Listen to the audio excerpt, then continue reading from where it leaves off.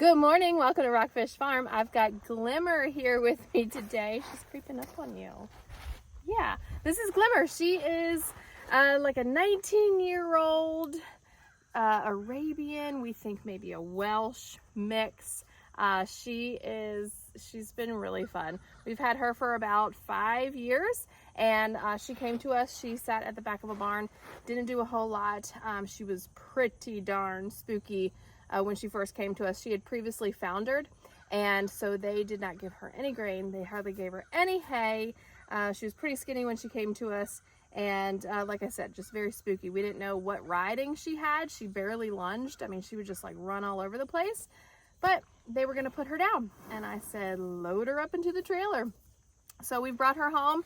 We've worked with her a lot. I started out my training with her and kind of learned with her, and now my oldest daughter rides her, and she's like just the best little thing for her under saddle. She's not near as spooky as she used to be. I mean, she used to be so spooky that she would jump to the side and just take off.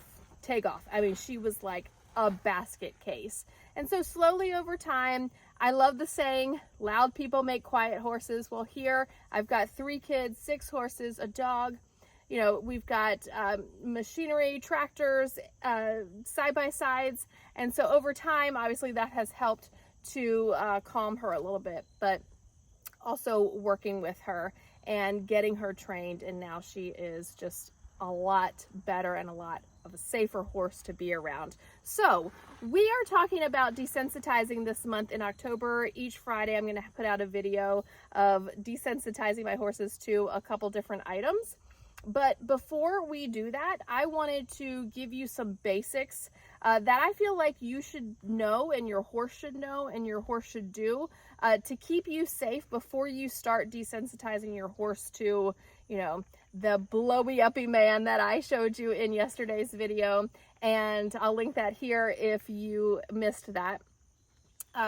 Before you start introducing, you know, strollers, umbrellas, big balls, things like that, you want to make sure that you are safe, okay? You're in a safe zone. And so I'll show you a couple things that you should know.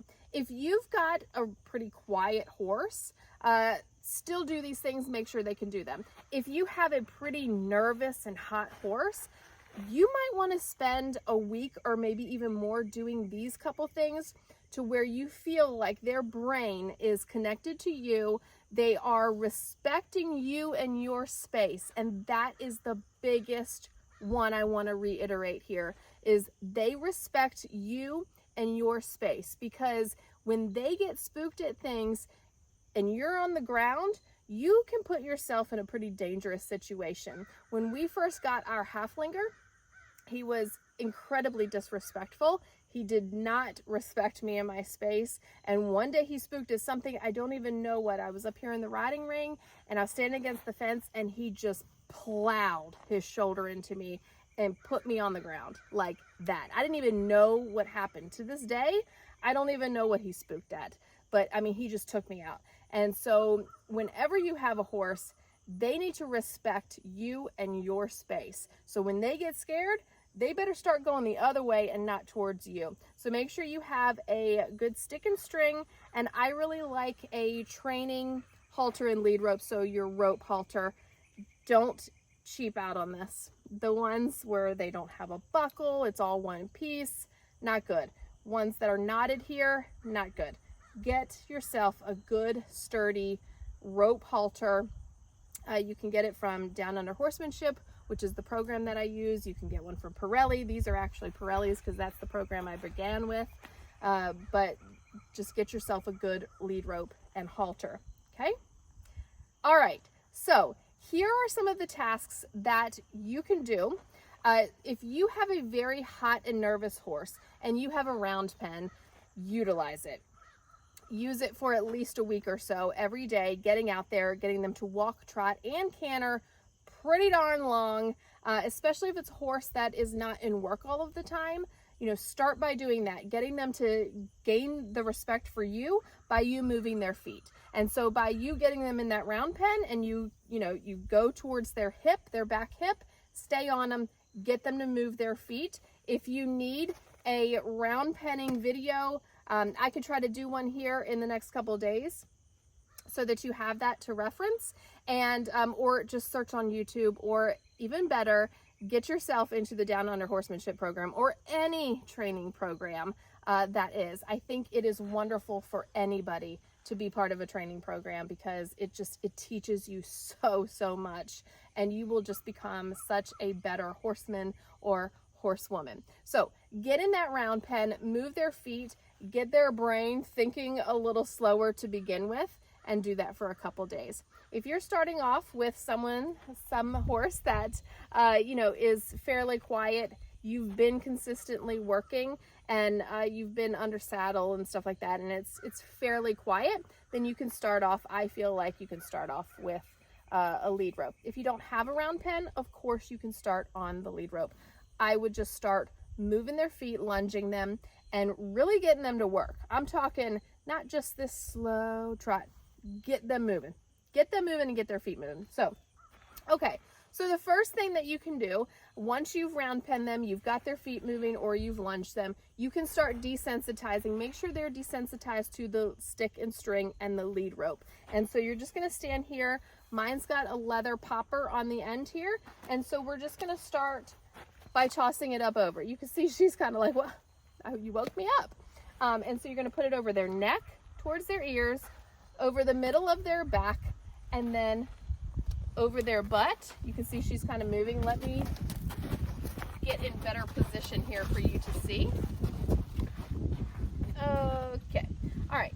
So we're going to go up, toss it up over. You're going to keep your body language kind of calm, but you're going to start putting this lead rope up over here. Okay. If they start running away, keep going. Okay.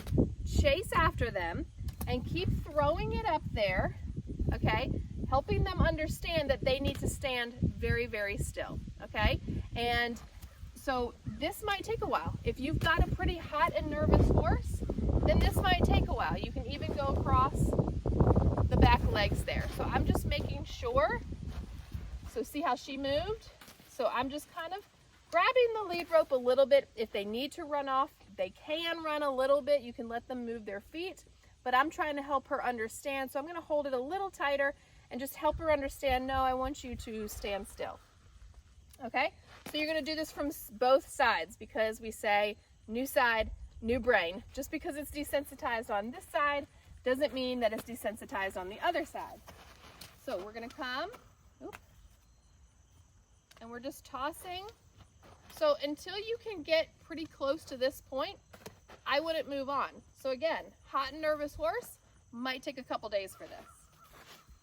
Okay, so that's the lead rope. Again, if they're hot and nervous and running around, just keep going. I mean, I don't know, she's pretty darn quiet, so I don't know how I could show you if she's gonna move, but you would just stay after them, stay after them, stay after them. Keep tossing it, keep holding on to your lead rope. Always make sure their head is facing you so that you're not in the kick zone, and keep tossing it, keep tossing it, keep tossing it, just as quietly as you can. Once their feet stop moving, stop. Okay, as soon as they are in the position where you want them to be, which is standing quietly, you stop. You take up all pressure. You can use a treat. You can rub them, say good girl, good boy, and then start doing it again. And this may take, a couple times. You might get through only this today. Okay, the next thing you can do is the stick and string. So I'm going to do the same thing. Keep my body energy pretty low. And I'm going to do the same places, the stick and string, around the backs of the legs, up at the neck, back, hindquarters, and legs. So that's the goal of where you want to be.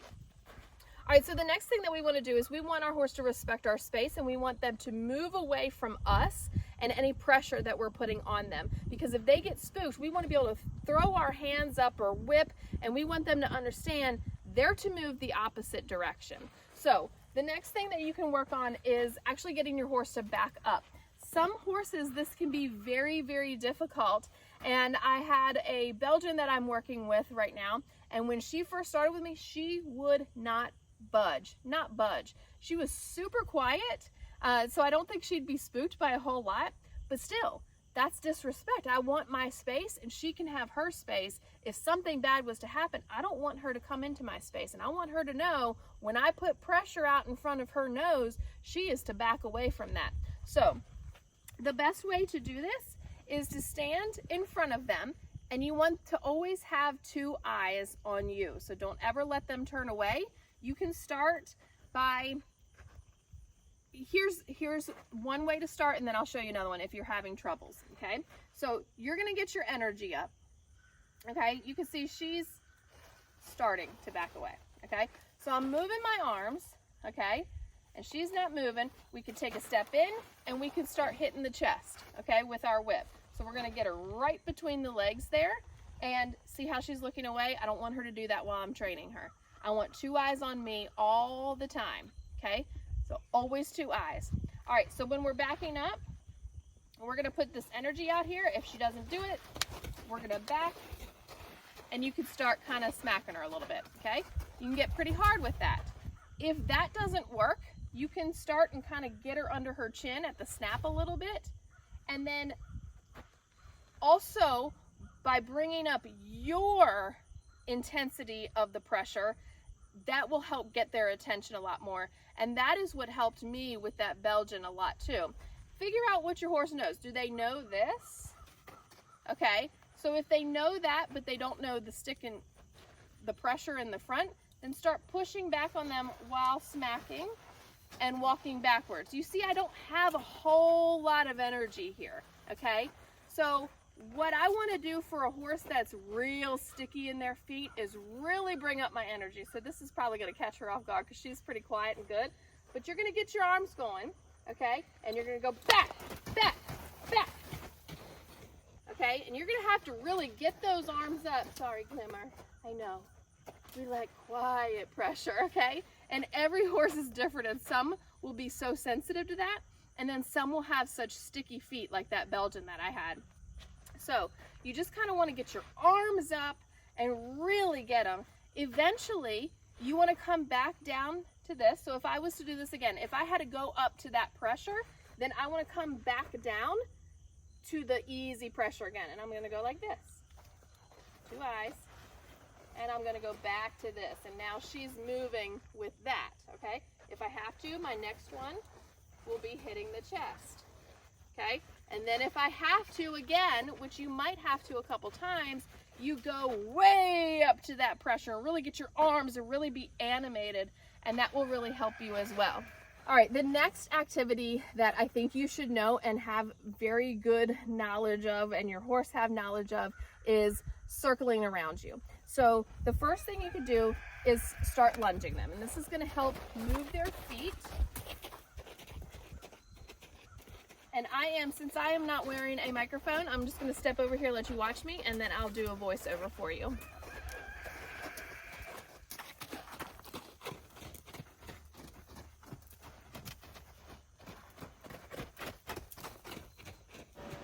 So ideally you want them to trot, and then you can also do this at the canter, around you in a circle without coming into you, and keeping their head tilted in towards you. You can see that Glimmer is kind of looking out a little bit. It's been a little while since I've done any groundwork with her, but you want them to be looking in towards you. So I'm kind of bumping on that lead rope, getting her nose to look in, and then keep that shoulder out away from you. You should be just about to the end of the rope, again in the trot, and the same thing in the canter. This is going to get them to think, okay, you can move my feet. That's a sign of respect. You are number one. Yes, I will move. I will do whatever you say I need to do.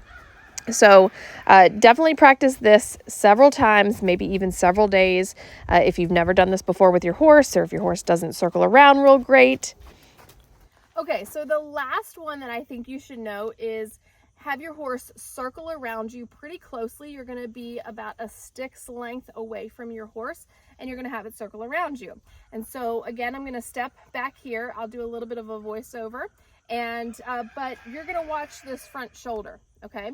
Because if that shoulder keeps coming into you, which she may or may not do, but I'll try to set it up to where she does so you can see me, I'm gonna keep popping that shoulder, okay? A lot of horses, when they're circling close to you, you know, you want to teach them to move forward off the lead rope, but then also keep that shoulder away from you, to keep coming in from you, and you want their head to be turned in towards you. Okay, so a little bit on that circle that I was working with on her, she kept looking to the outside. So eventually I want to kind of bump her off that lead rope so that she's turned in and connected to me. And ideally, I don't want to start my desensitizing until she's connected to me. And so again, this might take a few days to do. So I'm going to move on. I'm going to do the circling. You can take your string off of your stick if you want to. I just kind of curl it up like this. You're going to keep your stick at the withers or the middle of the back. If they need to move forward, you can kind of point you with your finger, tap them on the butt a little bit to move forward. And then I'm just gonna, if I need to get their shoulder, I'm gonna flip it to where my hand, so my thumb is facing up and the bottom of the lead rope is, or the bottom of the stick is facing downward. That way I can go bam like this and pop her shoulder pretty hard, especially at first, because I wanna stay in my safe zone, right? So some horses will try to run you over. So let's give this a try with Limmer. She's probably not gonna try to run me over because we've been through this and she knows that I will get her butt if she doesn't. So let's see how she does, because I haven't done this with her in a long time. So we're gonna circle her around, okay, and I'm gonna point. So there's a few things that we're trying to accomplish with this. So we want them to move their feet around in a circle close to us. We want them to understand that the stick is going to stay on their back, which a lot will stop when you pull it up there. It may take a couple days for them to understand that the stick is going to stay right here, and then you're going to point with your left hand where the lead rope is in for them to move forward. And if they don't, then you're going to kind of tap them on the butt just a little bit to get that forward movement. Might be at the walk first, then you can move up to the trot. I usually do this one in just the walk and the trot. And then definitely do the other direction as well. Their nose should be tipped in towards you, and especially since they're a lot closer to you, you're going to stay out of their kick zone. So you're going to stay right there at the drive line, which is right where their neck meets the rest of their body, and you're going to drive her forward, staying out of that kick zone. And then if that shoulder comes in, you're going to take that lead rope, which is what a lot of horses like to do. They like to push that shoulder into you and come into your space. So take that whip and just kind of bump them on the shoulder there a little bit to get them to sidestep out of your space and understand that they are to be circling around you and they are not to come in any closer into your little bubble right there. So you could see that when I was doing that circling, I would put the stick on her back. She would kind of stop a little bit. Most horses do that. Just move it back to their butt, tap them and point, and eventually they'll catch on that that stick sits there and they are supposed to move around me in the trot and keep going forward. The other thing she was doing, she's kind of looking out of the circle. So I was bumping in on this lead rope just a little bit when she brings her nose in. I release that pressure, so I'm not holding her nose in, okay? With horses and training, it is the release of pressure that teaches them, not the pressure itself, okay? So they're trying to find that relief. So if I'm pulling on her, I'm releasing as soon as she brings her head just a little bit, even though it's not exactly where I want it to be, I'm releasing, okay? If it comes in off that lead rope, off that pressure a little bit, I'm releasing, and then she goes, oh, that's what she wants me to do. It's that release of pressure that teaches them, not the pressure itself. So eventually I want her nose looking to me because that's what's going to keep her head towards me, not her rear end. So these couple simple little tasks, I truly feel for you to stay safe, you should do before you start really getting into any mega desensitizing with your horse, especially if they're hot-minded and busy-minded, okay? Because it's going to get them respecting you. It's going to get them to understand that you can move their feet. I am number one. You are number two. You listen to me. You stay out of my spot. So again, in that circle, she didn't try to put her shoulder in on me, but some of them will try to just move in. And so you're just going to take that and you're just going to pop them. Whenever you need to, you're just going to pop them and get that shoulder out away from you. So until you feel like you have safely accomplished these tasks right here, I would not move on to doing any of the Spooky Friday desensitizing that is coming up here for the month. So hope that helps. Hope that gets you a better relationship with your horse and makes you feel a lot safer when we're going into doing these things, or just safer in general. You should be able to move your horse around and have them respect you a whole lot. It's going to make you a better horse person, and it's going to make you feel safer every day, which is huge in my mind. I am all about safety. So hope you enjoyed today's video. If you did, please give us a like, leave us a comment, subscribe to our channel. We will be back every Friday throughout October with some spooky objects to desensitize, and you'll get to see my horses here, see some of them for the first time, and how I'm going about getting them desensitized to these objects and teaching them how to spook safely. So thanks for watching. We'll see you next time.